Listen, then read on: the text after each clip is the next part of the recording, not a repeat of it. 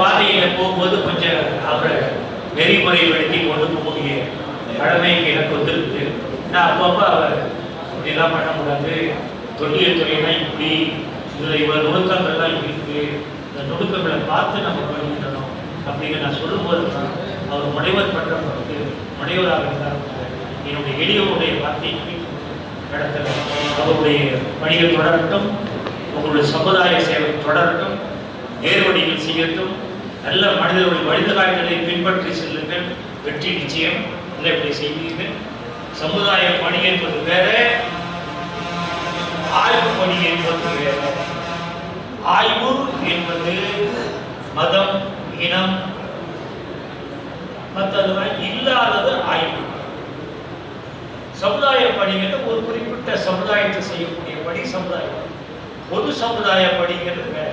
இப்போ என்னை பொறுத்த வரைக்கும் நானும் உங்களுடைய உறவினர் தான் இருந்தாலும், நான் சமுதாய பணியில் இருந்தாலும் கூட ஒரு ஆய்வாளர் என்ற முறையில் நான் இந்த மதம், இந்த ஜாதி, இதுக்கெல்லாம் பார்க்காமல் ஒரு சென்றால்தான் நான் செய்ய வேண்டிய முறையை அதை செய்து முடித்ததுக்கு பிறகு, இந்த பணியை முடித்ததுக்கு அப்புறம் நீங்க என்ன வேணாலும் பணி செய்யணும். நீங்க முனைவர் என்பது சொல்வதனால் நான் சொல்லக்கூடிய கடைபிடிக்கிறேன். சமுதாய பணி என்பது வேற, தொல்லியல் ஆய்வு என்பது வேற. ரெண்டையும் மிக்ஸ் பண்ணாதீங்க. நன்றி, வணக்கம்.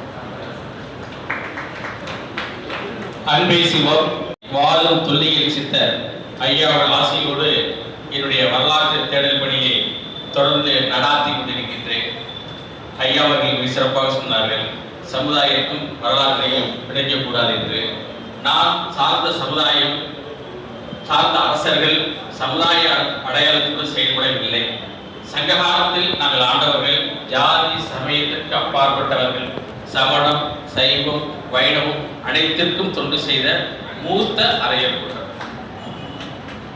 இன்னும் மலையன்பட்டி, திருமயம், நாத்தாமலை, திருவள்ளரில் இருக்கிற அந்த சொஸ்தி கிணறு, இவையெல்லாம் அந்த குன்றுகளிலே எங்களுடைய குல மன்னர்கள் அமைத்த தொல்லியல் அடையாளங்கள் நிறைய இருக்கின்றன.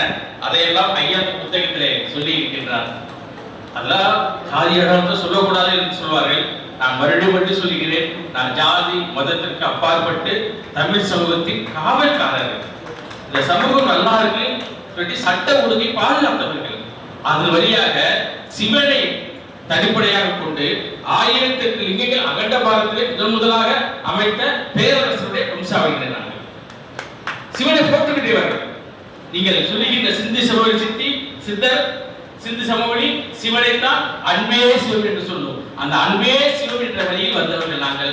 உங்கள் வழியில் உங்கள் பெயருக்கோ புகழுக்கோ சிறதும் கலங்க விளைவிக்காமல் உள்ளதை உள்ளபடி நெற்றிக்கண் திரைக்குள் குற்றமே குற்றம் என்று ஜாதி சமயத்துக்கு அப்பாற்பட்டு தமிழக வரலாற்றில் எதையெல்லாம் அந்த ஆய்வின் நெறிநெறியில் ஜாதி கண்ணோட்டத்தோடு வரலாற்றை அழித்தார்களோ, உதைத்தார்களோ, மறைத்தார்களோ அதை வெளிக்கொணர்வே.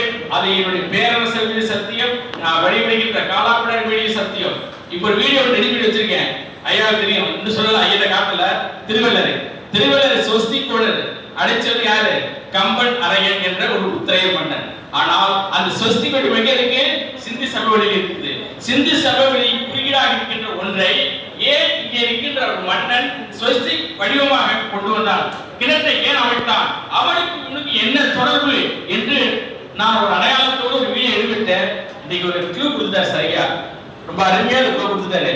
வரையாடு வரையாடு அரையன் அரையன் மூத்தரையன் மூத்தரையன் என்பதை தெளிவாக சொல்லியிருக்கின்றார். நான் பிடிச்சிருக்கேன். இனிமே அதை எப்படி கொண்டுட்டு போவோம் அப்படி கொண்டுட்டு போய் உள்ளதை உள்ளபடி சத்தியத்தின் வழியில் சிவனின் வழியில் அன்னை படாரிகளில் உண்மையை உறக்க சொல்வேன். அனைத்து பிறவையும் எங்கள் தொல்லிகை சித்தரை சாரும் சாரும் சாரும் என்று சொல்லி சாதி சமயத்திற்கு அப்பாற்பட்டு தமிழையும் தமிழ் மொழியையும் நேசிப்போம். தமிழுக்கு காவல்காரனாய் இருப்போம்.